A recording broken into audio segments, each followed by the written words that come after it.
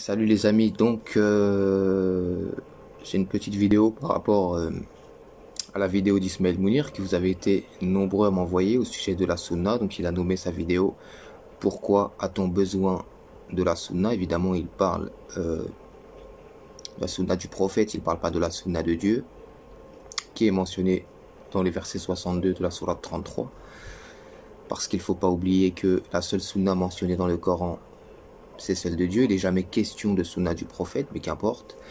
Donc, je ne veux pas parler plus longtemps, on va écouter sa vidéo et puis en fonction, j'apporterai des réponses.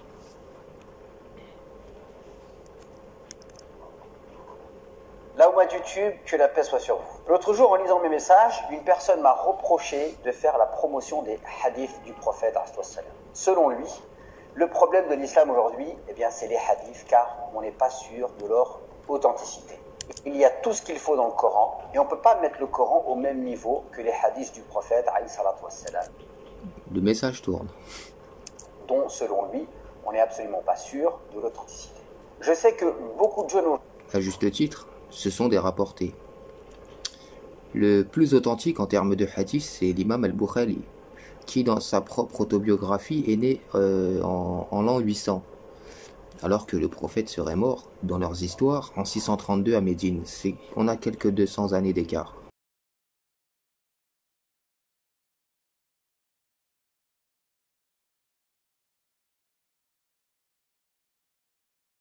En vérité, la date de naissance et de mort du prophète, on s'en fiche un peu, c'est pas très important en vérité, et le Coran ne mentionne même pas ces informations.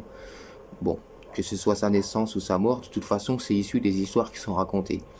Mais même si je me réfère aux histoires qu'ils ont racontées, il y a quand même 2 siècles d'écart entre la mort du prophète et le rapporteur de hadith, considéré le plus rigoureux en tout cas, chez les sunnites, c'est-à-dire Bukhari. Aujourd'hui ont ces idées, et dans cette vidéo, j'aimerais vous parler de l'importance de la sunna du prophète. Alors restez avec moi.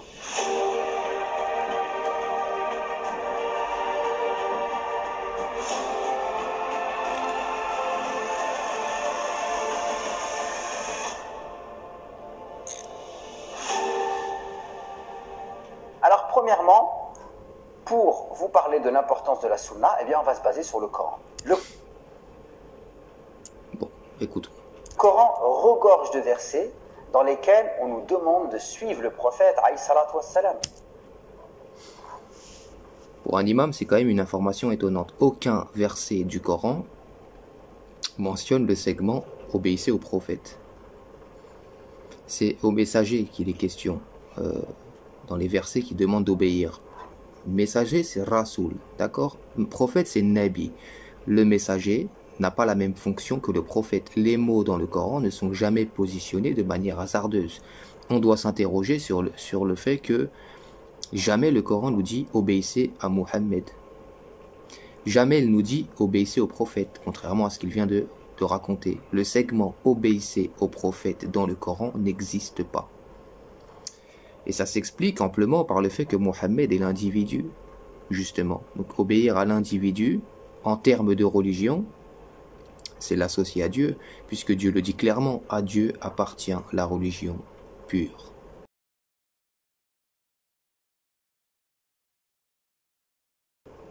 Donc si la religion elle appartient à Dieu, l'exclusivité lui est réservée. Prenez l'exemple d'Abraham. Si Abraham était un pur monothéiste, le père des croyants, c'est parce qu'il a voué un culte exclusivement réservé à Dieu.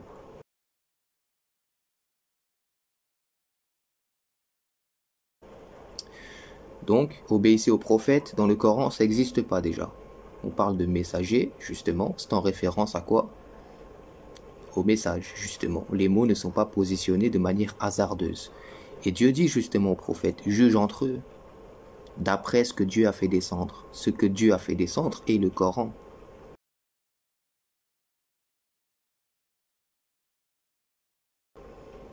Donc si le prophète même doit juger d'une situation, qu'est-ce qu'il va faire? Il va s'en remettre au Coran, à la révélation.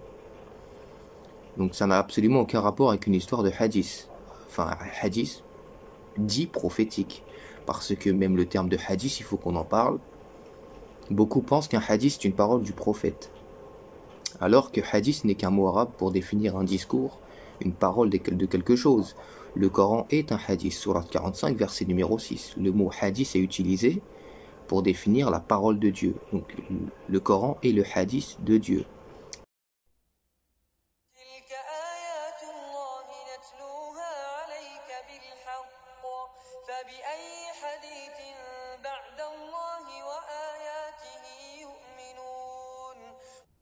Et si vous lisez correctement ce passage-là, sourate 45, verset 6, vous verrez d'ailleurs que le seul hadith à prendre en compte est celui de Dieu. Il n'est jamais question du hadith d'un prophète, d'un messager, à titre personnel, évidemment. Écoutons. Et de lui obéir. Obéissez à Allah et obéissez à son messager. Ouais. Voilà, au messager, effectivement, et pas au prophète. Parce que prophète, c'est un statut qui est particulier, ça a une fonction particulière. Le messager, c'est une autre fonction encore. Et Mohammed, c'est l'individu. Donc il ne faut pas confondre le messager, le prophète et l'individu. Et Dieu le dit dans le Coran, Mohammed n'a jamais été le père d'aucun de vos hommes, mais il est le messager de Dieu, Rasoul, et le témoin des prophètes, wa khatam nabiyyin.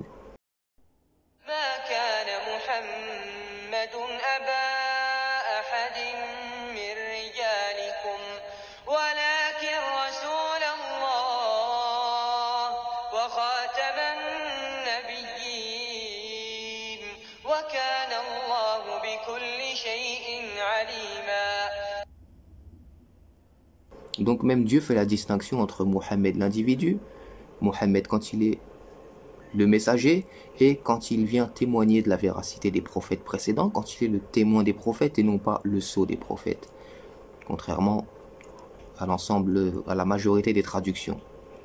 Continuons. Et si vous le suivez, savoir le prophète, alors vous serez le messager, celui qui ramène le message. Bien guidé. On nous dit également dans le Coran, à maintes reprises, que le prophète, il lui a été révélé al-kitab ou al-hikmah, qu'il lui a été révélé le livre et la sagesse. Et la sagesse ici, c'est la sunna, c'est-à-dire c'est l'enseignement. Déduction indépendante et autonome. La sagesse, pour lui, c'est la sunna. C'est plus le Coran qui éduque, qui enseigne, c'est plus la révélation, c'est plus la parole de Dieu qui se positionne dans ce moment-là du Coran. On en a déduit par lui-même qu'il était question de sunna. Sunna d'homme, bien sûr. Parce que je vous le répète, sunna est un mot qui est utilisé dans le Coran. Ça veut dire les lois d'ailleurs, pas les traditions. Eux, ils disent sunna, tradition du prophète. C'est faux. Sunna, ça veut dire les lois. 33-62, telle était la loi établie par Dieu envers ceux qui ont vécu auparavant, et tu ne trouveras pas de changement dans la loi de Dieu. Sunnata, sunnati.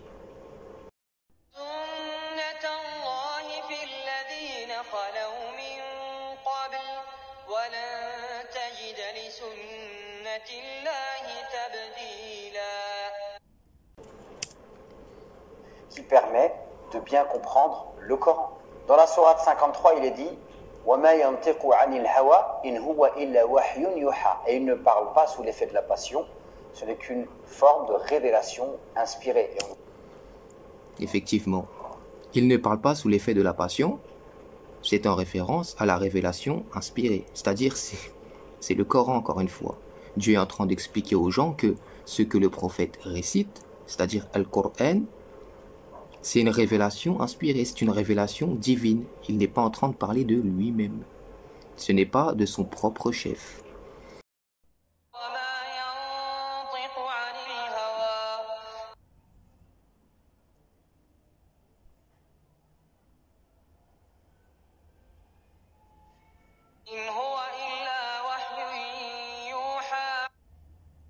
Eux, ils prennent ce petit passage, ils ne parlent pas de lui-même, et ils sous-entendent que tout ce que le prophète disait était sous l'effet d'une révélation divine, alors que Dieu reprend le prophète dans le Coran à différents endroits, il lui donne des avertissements de ne plus agir de telle ou de telle manière. Donc si le prophète parlait par inspiration divine dans tout ce qu'il disait, ça voudrait dire que Dieu l'aurait emmené sur des voies qui sont faussées, des voies ambiguës, des voies fautives.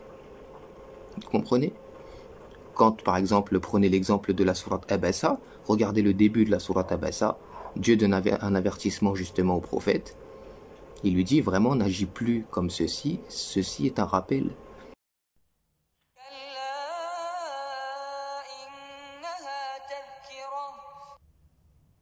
Parce qu'il s'est détourné d'un homme qui cherchait la connaissance.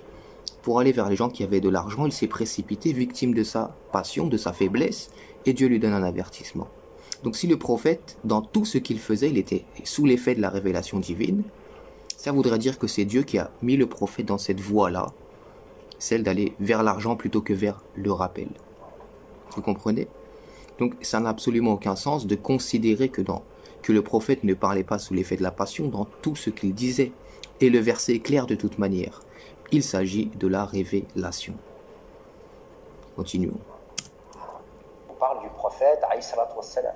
On nous dit également que le prophète a été envoyé avec le Coran, mais aussi avec les explications qui vont avec le Coran. Il est dit dans le Coran, لِتُبَيِّنَ لِلنَّاسِ مَا أُنزِلَ إِلَيْهِمْ, pour que tu expliques ou éclaircisses aux gens ce qui leur a été révélé. Donc, non, c'est pas ça qu'il est dit. Au contraire, Dieu dit dans la sourate 5 au verset 99, il n'incombe au messager que de transmettre le message.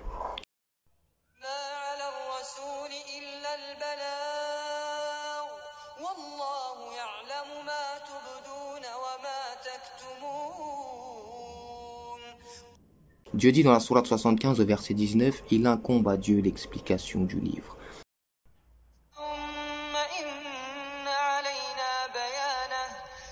Dans un autre passage, Dieu dit, il fait descendre par son ordre les anges avec la révélation sur qui il veut parmi ses serviteurs. Encore une fois, on parle de révélation inspirée dans l'esprit de compréhension et pas de descente de livre à ce moment-là.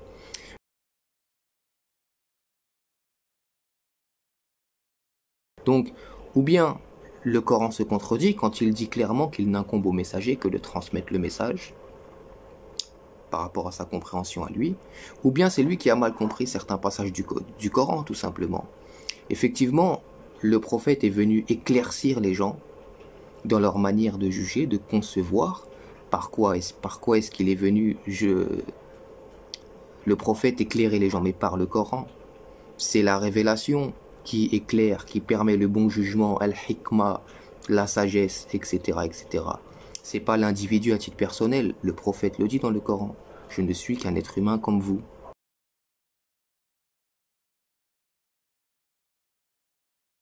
Je ne suis qu'un être humain comme vous. Je ne sais pas ce que l'on fera de moi.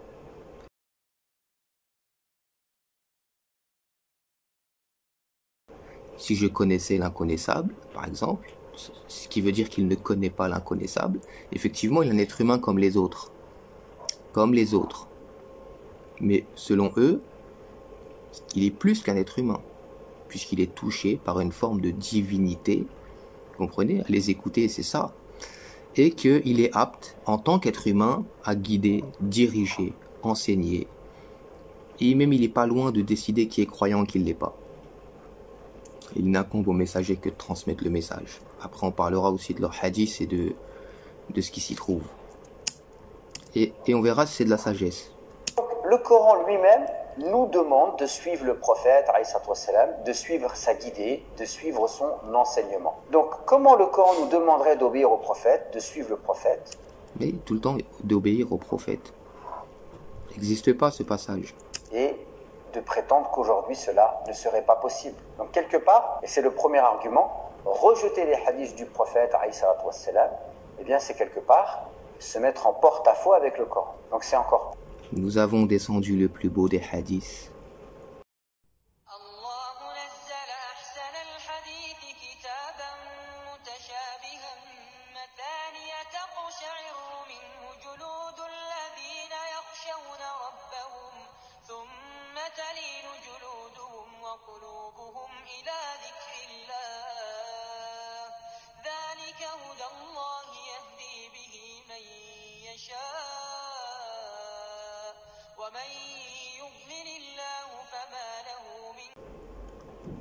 Le plus beau des hadiths. Plus paradoxal lorsqu'on rejette les hadiths au nom du Coran. Hadith dit prophétique, ce serait bien qu'il le précise. Parce qu'après, même nous, après, on se perd avec leurs conneries. Tellement on les a écoutés toute notre vie, ils nous ont bassiné le cerveau. Hadith dit prophétique, précise. Aller à l'encontre du Coran quelque part, puisque le Coran nous demande de suivre le prophète. Deuxième argument, celui qui consiste à dire qu'aujourd'hui les hadiths ne sont pas authentiques et qu'on n'est pas sûr de leur authenticité, ce qui est faux. Alors oui, il y a... Bah oui, bien sûr, les hadiths sont authentiques. Donc le prophète, selon vous, il a été envoyé pour expliquer aux gens comment se torcher, comment rentrer aux toilettes pied gauche, pied droit, comment frapper les femmes, comment lapider les gens, cas d'adultère, comment tuer les chiens, les gens passent et des meilleurs. Ça, c'est ça vos hadiths. En plus, certains d'entre eux sont considérés authentiques, justement, sahih par leurs savants. Et je vous mettrai une compilation de hadiths à la fin, vous inquiétez pas. On verra s'il y a une forme de sagesse dans leur sunna d'homme. Des hadiths qui sont faibles. Il y a toute une science de la classification des propos prophétiques qui a été établie par les savants musulmans. Ouais, je vais vous expliquer justement cette classification des hadiths par ce qu'ils appellent eux les savants musulmans. Parce que dans le Coran, le savant c'est Dieu, Sourate 2, verset 140. Ils ont établi une règle, leurs savants, pour juger de la véracité des hadiths ou pas. Ils ont établi comme critère la moralité. C'est-à-dire que pour vérifier si un hadith est authentique ou pas, on va voir qui l'a rapporté et on va évaluer son taux de moralité selon les dires d'un tel et d'un tel et d'un tel. Donc on va voir dans les récits si la personne qui ramène ce hadith, elle est de bonne moralité ou elle n'est pas de bonne moralité. Et puis on va vérifier si le hadith qui est rapporté a plusieurs témoins, plusieurs rapporteurs, ou si c'est un rapporteur qui est isolé. D'accord? Cette méthode-là se démonte facilement en n'utilisant rien d'autre que le Coran. Parce que déjà le seul qui connaît le fond des gens, c'est Dieu. Dieu est celui qui connaît le fond des gens, je vous l'avais déjà expliqué dans une vidéo précédente.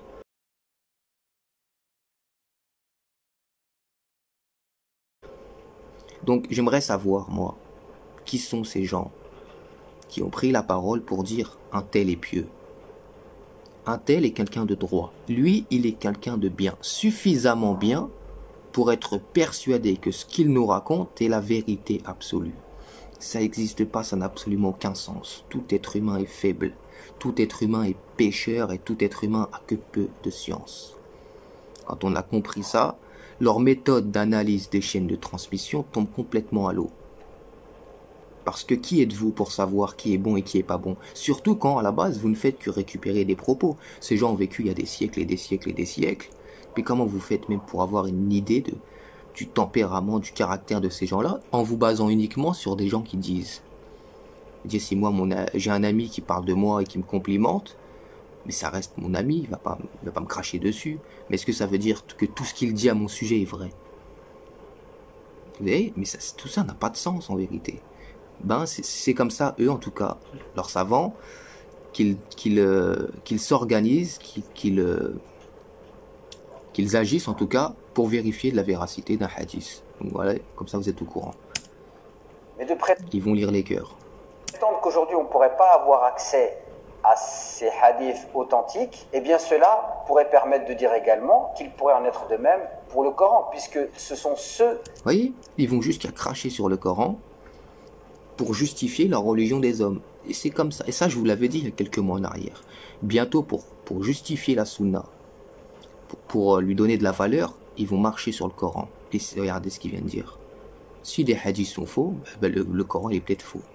Vous voyez? Qui nous ont ramené le Coran, qui nous ont ramené les hadiths du prophète, alayhi salatu wassalam. Oui, ceux qui nous ont ramené le Coran, c'est ceux qui nous ont ramené les hadiths.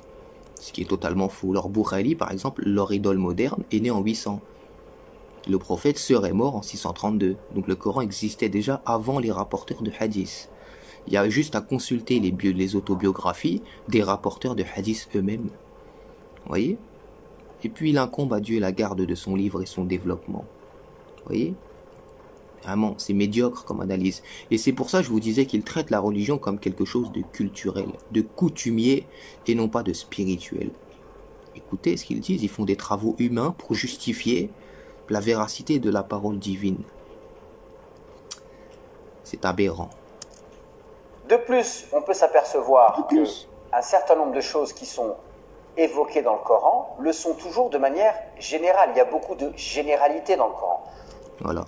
En gros, le Coran, c'est les grandes lignes. Mais si tu n'as pas la grande connaissance et la grande sagesse des rapporteurs de hadith, la parole de Dieu t'est incompréhensible. Oui, je vous ai dit, piétine le Coran de plus en plus et à l'aise, tranquillement maintenant, pour justifier leur religion des hommes. Aux sources multiples, leur polythéisme en vérité. On sait très bien que c'est à peine 8% du Coran qui détient des détails juridiques. Pour le reste, c'est la sunna du prophète qui vient préciser un certain nombre de choses. Par exemple, le prophète n'a pas le droit de créer des lois en religion. Il parle de juridiction, c'est en contradiction avec le Coran. Verset 1 de la sourate 66.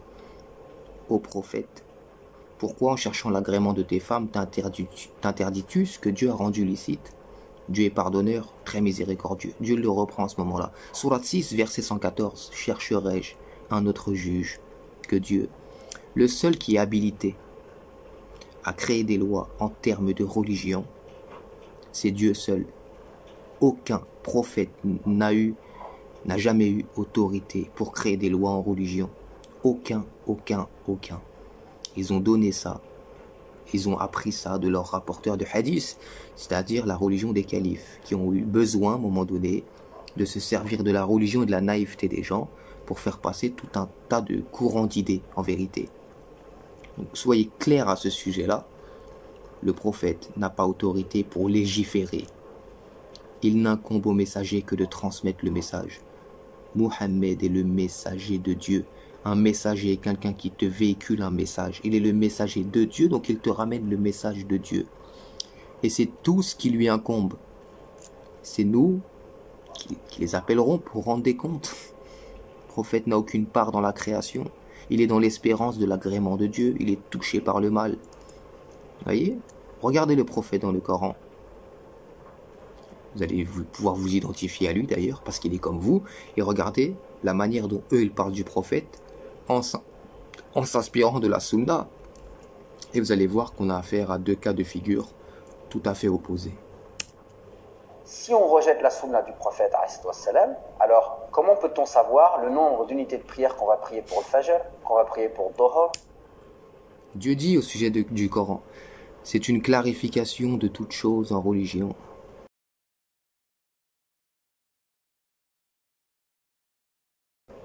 Mais comme il méprise le Coran, il méprise la parole de Dieu, il ne considère pas justement la parole de Dieu à sa juste valeur. D'ailleurs, c'est ce que le Coran nous dit, ils n'ont pas estimé Dieu à sa juste valeur.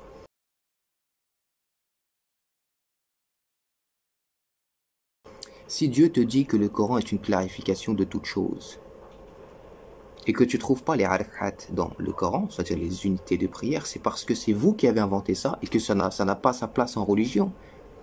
Dieu ne fait pas dans la quantité, il fait dans la sincérité, dans la qualité. C'est vous qui êtes des boutiquiers. D'ailleurs, lui, il a fait une formation 500 € pour apprendre à prier. Ouais, c'est eux qui passent leur temps à compter les bons points, faire des multiplications, des additions. Ils ont ramené la religion à ça, alors qu'en vérité, la spiritualité se passe de tout ça. Je vous avais fait une vidéo au sujet de la prière. Je vous avais expliqué en détail, ce n'est qu'une invocation. Regardez, écoutez le psaume 90, la manière dont Moïse priait. Par exemple, vous allez voir qu'il n'y a pas de hadkhat, etc. Moïse parle à Dieu librement avec son cœur, il ne fait pas des détails comme ça. Donc, c'est marrant qu'ils veulent que finalement, sa méthode de réflexion est très étrange parce qu'il va prendre une information qui est dans les hadiths, il va te la montrer, il va te dire, explique-moi ça avec le Coran. Et pourquoi tu fonctionnes à l'envers? Pourquoi tu regardes pas tes hadiths à la lumière du Coran? Tu regardes le Coran à la lumière des hadiths. T'as mis Allah subhanahu wa ta'ala, tu l'as mis sous la babouche au prophète. C'est ça la vérité. C'est-à-dire que c'est plus Dieu qui fait la religion, c'est plus lui le guide, c'est plus lui le législateur, c'est le prophète. Vous voyez, leur polythéisme, comment il est de plus en plus visible. Et comment il trouble mon cœur de jour en jour. Je me dis comment moi-même dans mon enfance, j'ai pu écouter des abominations pareilles. Ces gens sont ni plus ni moins que des criminels. Et plus encore, parce que tuer un corps à la limite, Dieu le crée, le recrée, fait ce qu'il veut. Mais quand tu tues les âmes comme eux le font, c'est une autre affaire. Et d'ailleurs, Dieu les qualifie de criminels, les associateurs comme ça, qui prêchent des fausses choses. Et c'est pas pour rien, ils tuent les âmes des gens. avec leurs conneries, leurs fables. Qu'on va prier pour l'Asr, qu'on va prier pour le Maghreb et qu'on va prier pour l'Isha. Les détails de la prière telle que nous la pratiquons aujourd'hui. Mais aucun hadith explique les détails de la prière telle que vous la pratiquez aujourd'hui de toute manière. Donc c'est une fausse question. Ça n'existe pas, même dans votre sunna, ça n'existe pas. Sunna d'homme, bien sûr. Ça n'existe pas. Et puisque le Coran est une clarification de toute chose, les détails que vous avez inventés de votre propre initiative ne m'intéressent pas. Ma prière, elle est vivante, elle n'est pas mécanique comme la vôtre. D'ailleurs, c'est très mécanisé quand vous regardez la manière dont ils prient dans les mosquées, etc. aujourd'hui. C'est de la gestuelle, sans compréhension, de la récitation de certaines sourates, souvent sans la compréhension. C'est du charabia plus qu'autre chose. Moi, je lève mes mains au ciel. Que je sois debout, à genoux ou autre, c'est mon cœur qui parle à Dieu. Dieu est l'audient, l'omniscient. Dieu dit, ne craignez rien, je suis avec vous, j'entends et je vois.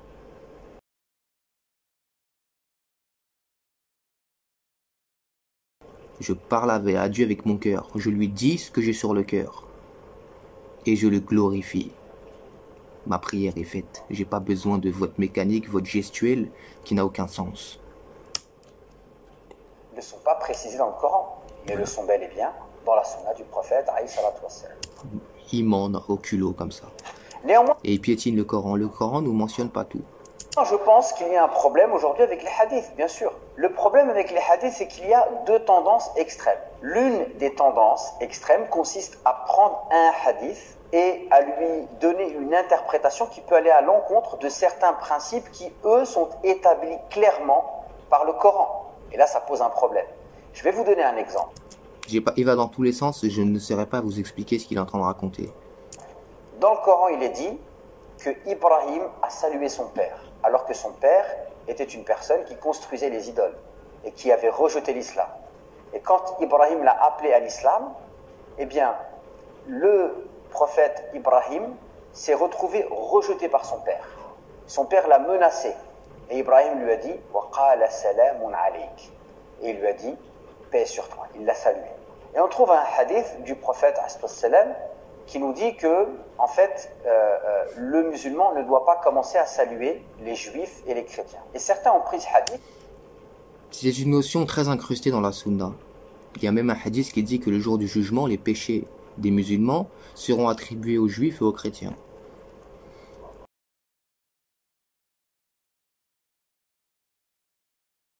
Ce qui, coraniquement, n'a aucun fondement. En fait, c'est tout le contraire en vérité. Puisque Dieu dit qu'il y a des gens, il y a des croyants. Dans tous les livres révélés, il y a ceux qui ont cru en l'Injil, qui sont des musulmans, dans la Taura, qui sont des musulmans. Et puis le Coran nous demande de nous conformer de toute façon, d'accomplir, si vous préférez, les préceptes qu'on trouve dans la Torah, dans l'Évangile, et dans les livres révélés, et dans le Coran évidemment. Et puis les associateurs, vous avez de toute façon un devoir envers eux. Regardez dans la sourate At-Tawbah, on s'en fiche de ce qu'il raconte lui. Regardons le Coran clairement. L'associateur est fustigé dans le Coran. Il est fustigé. C'est-à-dire qu'il y a des mots qui sont durs vis-à-vis des associateurs. Mais il faut bien comprendre aussi ces passages. C'est-à-dire que la légitimité de Dieu fait qu'il peut dire certaines choses. Il est Dieu, il est le créateur de toutes choses. Quand il s'exprime, on n'a rien à rajouter. Donc, quand Dieu parle des associateurs et de ce qu'ils encourent dans le Coran, c'est la légitimité de Dieu qui lui permet de dire ces choses-là. Vous, à titre personnel, l'associateur qui vous demande même la sécurité, vous devez lui donner. C'est inscrit dans la sourate At-Tawbah.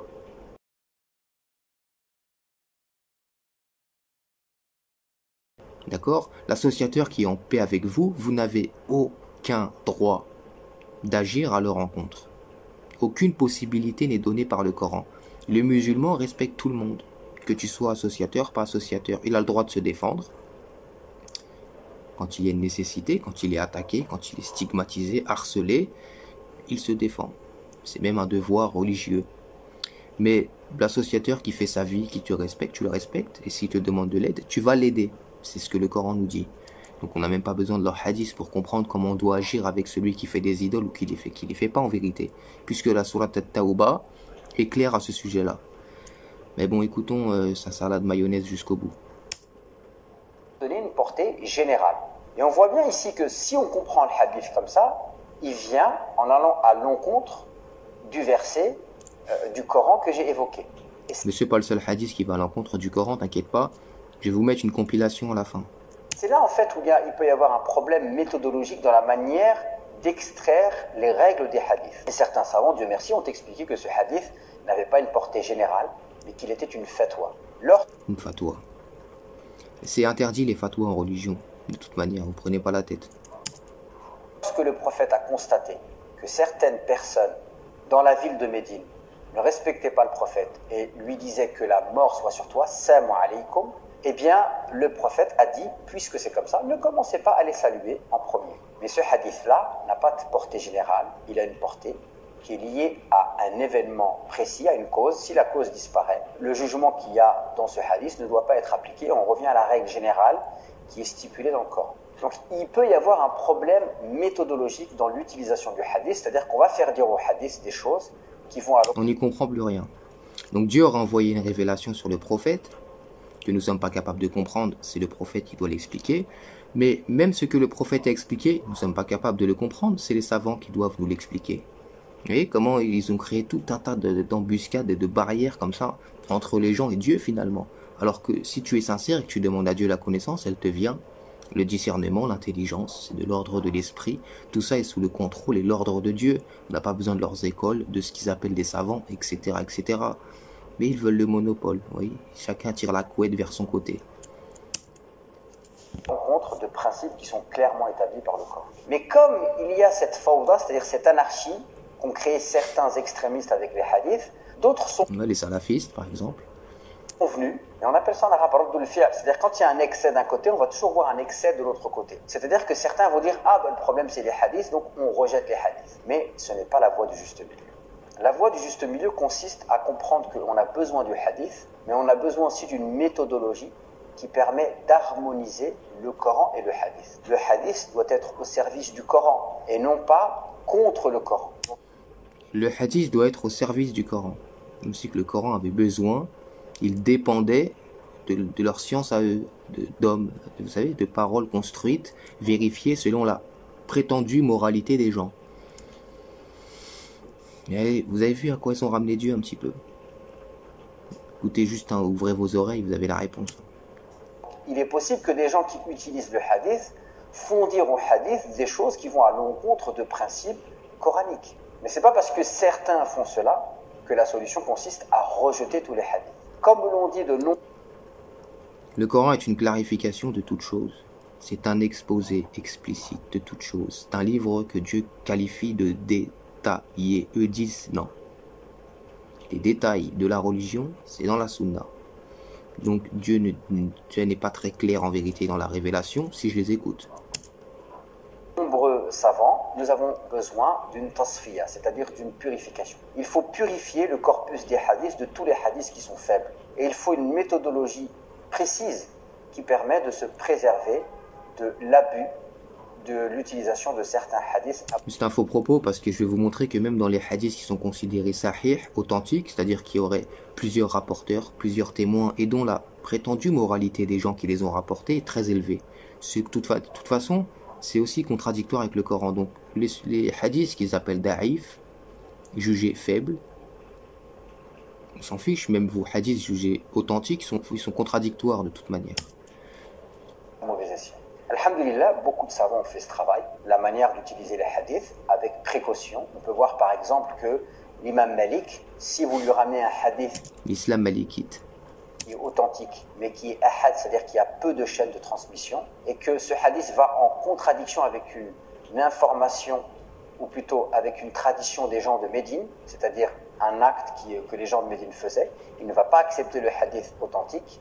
Voilà, c'est Malik maintenant, vous avez vu? C'est-à-dire même les paroles du prophète, il les respecte même plus finalement. Ils te disent le prophète a dit, mais bon, je vais voir, je vais décider qu'est-ce qui est vrai, qu'est-ce qui est faux dans ce que le prophète a dit. Ça n'a plus de sens, mais vu que la personne qui l'a rapporté, tu dis que c'est un compagnon du prophète avec une bonne moralité. C'est-à-dire que t'es qui pour remettre en question la parole du compagnon du prophète que tu as toi-même jugé de bonne moralité? Si c'est faux ça, mais tout ce qu'il a raconté à côté c'est faux aussi, réfléchis un petit peu. Mais il va privilégier les œuvres des gens de Médine, c'est-à-dire la tradition des gens de Médine. La tradition. Je vous l'ai dit, hein, ils considèrent l'islam comme quelque chose de traditionnel, de culturel, de coutumier. La spiritualité n'a plus vraiment sa place, en vérité, dans la communauté. Enfin, je ne veux pas dire dans la communauté musulmane, mais chez la grande majorité de ces gens-là qui sont des prêcheurs, justement, et pas du tout des savants. Il considère qu'il n'est pas possible qu'un texte vienne lui apporter une information qu'il ne peut pas voir chez les gens de Médine. Je rappelle que l'imam Malik a vécu à une période où il était proche des compagnons, donc Médine étant une ville homogène où il y avait beaucoup de musulmans, beaucoup d'anciens compagnons. Les gens d'antan, la religion de jadis. Vous voyez, si je les écoute, nous, pardonnez-moi le terme, mais on est des petites merdes, nous, en vérité.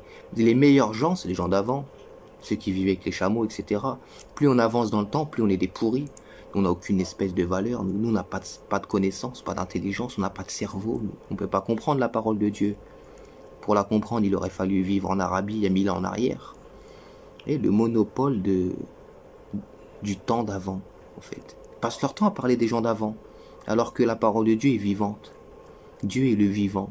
Sa parole est intemporelle, elle traverse le temps. Elle s'adapte à toutes les générations, toutes les communautés. Mais non, ils passent leur temps à parler des gens qui sont décédés il y a 800 ans. Eh bien, donc, il n'était pas possible pour lui d'envisager que dans les successeurs des compagnons et les successeurs des compagnons. Voilà, vous voyez, les successeurs des successeurs, les suiveurs des suiveurs, comme disait l'autre que j'avais repris dans une vidéo, pour ceux qui se souviennent. Les suiveurs des suiveurs des suiveurs. On ne voit pas cette tradition, qu'on ne connaisse pas, qu'on n'ait pas entendu parler d'une information qui serait rapportée par un hadith.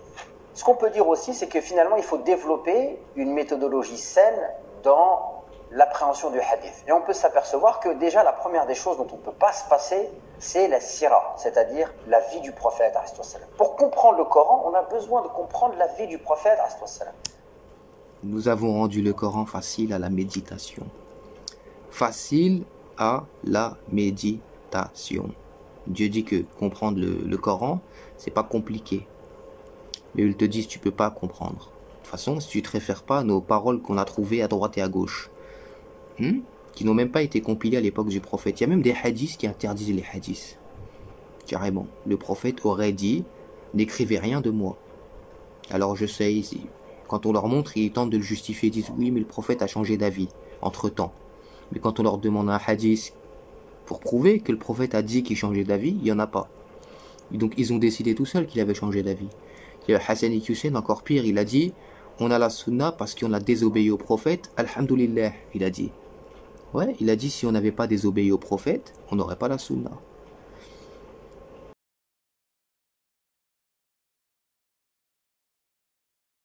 Mais comment t'arrives à t'entendre en disant des choses pareilles? Parce que le prophète a reçu le Coran et il y a une chronologie dans sa vie. Et certains versets sont descendus à certains moments dans sa vie. Connaître ce que le prophète a vécu pourra nous permettre de mieux percer le sens de certains versets du Coran. D'ailleurs, on parle de Coran médinois et de Coran mécois, c'est-à-dire le Coran qui est descendu à la Mecque.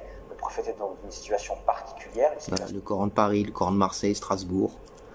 C'est-à-dire, de quoi tu joues, Ismaël Mounir? Le Coran se suffit à lui-même, il est la révélation divine. Il est la parole de ton Créateur. Pourquoi t'essayes de la justifier en nous racontant les histoires de chameaux et de chamelles de l'époque? Et puis, on s'en fiche de ce que le prophète faisait à titre personnel dans sa vie de tous les jours, s'il aimait les dates, les clémentines. Par exemple, regardez les dates dans la communauté, c'est sunna de manger des dates, ils disent. Parce que le prophète mangeait des dates. Mais c'est plus que de l'idolâtrie, c'est-à-dire qu'ils sont en train de mimer tout ce que le prophète faisait en vérité. Genre si le prophète il mangeait des clémentines, ils auraient dit c'est sunna de manger des clémentines. Mais cher ami, si le prophète mangeait des dates, c'est parce qu'il aimait les dates, à titre personnel. S'il mangeait des clémentines, c'est parce qu'il aime bien les clémentines. Ça n'a rien à voir avec ta foi, le comportement, la raison pour laquelle il a été envoyé. C'est-à-dire prêcher le monothéisme. Il y a une raison pour laquelle Dieu descend des livres, envoie des prophètes et des messagers. C'est pour éduquer les gens. Dans des choses qui sont fondamentales, qui sont très importantes pour la cohésion sociale. Qui mange des dattes, qui a une barbe, des couettes, des nattes aussi, parce qu'il y a des hadiths qui disent que le prophète avait des nattes. Il y a d'autres hadiths qui disent que le prophète s'habillait avec les vêtements d'Aïcha pour recevoir les révélations et tout. À quoi ça sert toutes ces choses-là? Tu penses que tu vas accéder au paradis parce que tu as mangé des dattes en imitant le prophète qui mangeait des dattes? C'est à ça que tu as ramené le culte, la religion de Dieu. L'éternel créateur de toutes choses, l'omniscient, le puissant, le parfait, le sage. Créateur des astres, de toutes les variétés qu'on connaît. Il est bien au-dessus de leur considération. Hein. Ces idiots finis, qui m'énervent, je vous dis la vérité. Donnée, et le Coran qui est descendu à Médine. Et là, le prophète est dans une dynamique totalement différente. Et donc, les thématiques qui sont abordées dans les versets de Médine, eh bien, ont également changé. Il dit n'importe quoi. De toute façon, les récits qui sont racontés dans le Coran, ils existent dans l'Évangile et dans la Torah. Donc, si le prophète faisait du chameau ou pas du chameau quand la sourate Youssouf elle est descendue, par exemple, enfin quand le récit de Youssouf est descendu, le récit de Aïssa, de Moussa, ben, on s'en fiche en vérité. Ça existait déjà avant. Ça n'a pas de sens leurs histoires. Allez voir la Genèse chapitre 37. Ensuite, la deuxième des choses, il y a un deuxième concept après la vie du prophète, c'est la sunna. Donc la sunna, c'est la voix du prophète. C'est faux. C'est pas la voix. Sunna, ça veut dire les lois. Eux, ils appellent ça la voix, la tradition. Sauf que dans le Coran, le mot sunna est utilisé pour définir la loi de Dieu. Sourate 33, verset 62. Je vous le mets. Je vous l'ai déjà mis juste avant peut-être, parce que j'en ai parlé. Il y a aussi un certain nombre d'éléments qu'il convient d'appréhender. C'est-à-dire que dans la voix du prophète, il y a peut-être des choses qui sont religieuses et des choses qui ne sont pas religieuses. Et dans les choses qui sont religieuses, il y a peut-être des choses... Il parle pas sous l'effet de la passion, t'as dit. Tout est religieux, normalement. Tout est sous l'inspiration de Dieu, réfléchis. Qui sont obligatoires, des choses qui ne sont pas obligatoires. Et en fait... La notion d'obligation et d'interdiction dans le Coran, c'est fantomatique, en vérité. Plongez-vous dans le Coran, vous verrez que c'est plus complexe, plus large que ça. Ça, c'est eux qui ont fait de la religion un halal haram. C'est eux tout seuls de leur propre plein gré. La capacité à appréhender ce concept de sunna et à faire la distinction entre ce qui est religieux et ce qui ne l'est pas, ça peut aussi beaucoup nous aider. Ce qui est religieux et qui ne l'est pas, ça veut rien dire comme phrase. Parce que ça n'existe même pas la religion de Dieu. Je vous l'avais expliqué sur ma vidéo que j'avais faite sur Samuel Paty. Vous vous rappelez? C'est très ancien. La religion de Dieu, ça n'existe pas. La religion, ça nous a été donné pour parfaire un comportement. Pour adopter une idéologie de vie qui est saine. Pour que les gens soient plus aimants les uns avec les autres. Pour qu'ils soient aussi au courant que tout ce qu'on va faire dans nos vies, il y aura des répercussions. Qu'à un moment donné, il y aura un jugement. Le karma, comme certains l'appellent. Voilà, le karma. Tu fais quelque chose de mauvais, tu vas le retrouver. Point, c'est une mise en garde. C'est un avertissement. Il est là aussi pour réjouir le cœur de ceux qui sont des gens justes. C'est ça la croyance en vérité, c'est être juste. C'est pas savoir que Dieu existe. La croyance est beaucoup plus large que ça dans le Coran. Croire en Dieu, c'est mettre en œuvre ce que Dieu nous enjoint de faire. La bonne moralité, la bonne conduite, le partage, la bienveillance, éviter la calomnie, espionner les gens, etc. Toutes ces choses-là qui se retourneront contre nous si jamais on les met en œuvre de toute manière, c'est la promesse de Dieu. Donc la religion, d'accord, ça nous a été donné pour parfaire un comportement, c'est pas un culte comme eux ils le voient en tout cas. Dieu en a que faire de vous, Dieu se passe des mondes, c'est coranique. Dieu n'a même pas besoin de ta prière en vérité, c'est toi qui as besoin de le prier. Invoquez beaucoup Dieu afin que vous réussissiez. C'est pour ta réussite à toi la prière. Dieu n'en a pas besoin de ta prière. S'il veut te remplacer, il te remplace. Demain, tout de suite même. À bien comprendre certains hadiths. Par exemple, lorsqu'on a l'information suivante dans un hadith authentique que le prophète est rentré à la Mecque après en avoir été expulsé, victorieux donc, coiffé de 2 nattes devant et 2 nattes derrière. Certains pourraient dire, tiens, ça c'est une coiffure sunna. Oui, sauf... Oui, c'est une coiffure sunna. Je vais m'arrêter là, sa vidéo fait 12 minutes, là je suis à 9 minutes, j'arrive plus à l'écouter, je vous dis la vérité. C'est une coiffure sunna, vous avez vu? C'est-à-dire si le prophète il aurait mis des jeans craqués, ils auraient dit, mais il est où ton jean craqué? Tu vas aller en enfer ou quoi? Mais le prophète est un individu avant tout. Mohammed c'est un être humain, il fait ce qu'il veut, il a ses goûts, ses passions, ses préférences. Tu vois, si moi demain je porte le message de Dieu, j'aime bien le billard, ça regarde que moi. Ça veut pas dire que tu dois faire du billard pour accéder au paradis. Si j'aime bien le billard, ça me regarde. Donc si le prophète aime bien se coiffer à gauche ou à droite, ça le regarde. T'as pas besoin de ça. Ça va te servir à rien devant Dieu. La religion, c'est pour parfaire un comportement. D'accord? Quand on aura compris ça déjà dans nos petites têtes de musulmans, on évoluera parce qu'on est une communauté très médiocre en vérité. Et je sais de quoi je parle, je suis né dedans, d'accord? Pas de leçon avec moi, je vous le dis. On est médiocre, tout le temps les derniers, Et quand tu rentres dans les mosquées, tu entends des prêches qui sont à la limite du ridicule. D'accord? Quand je rentre en toilette, qu'est-ce que je dois réciter? À quoi ça sert? C'est ça la religion de Dieu? Le Tout-Puissant, il a descendu des livres pour ça, selon toi? Tu vas être jugé sur ces choses-là? T'es sûr de toi? Je vais m'arrêter ici, les amis, parce que ma langue risque de fourcher. Je ne peux plus me les écouter, je vous dis la vérité.